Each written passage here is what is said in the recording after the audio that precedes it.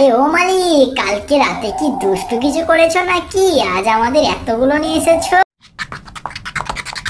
মালিক, একসাথে এতগুলো ডিম খেও না কো, তুমি কিন্তু মরে যাবে। আরে খ্যাপা, মালিক মরবে না রে, মালিকের লাঠিটা ব্রেক ফেল করবে।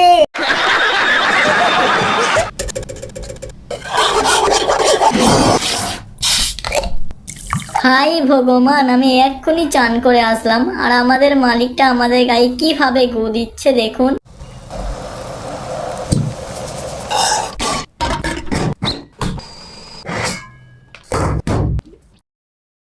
আহ, সালার মালিক গোদাম করে পিঠে মেরে দিল, একবারও জিজ্ঞাসা করলো না।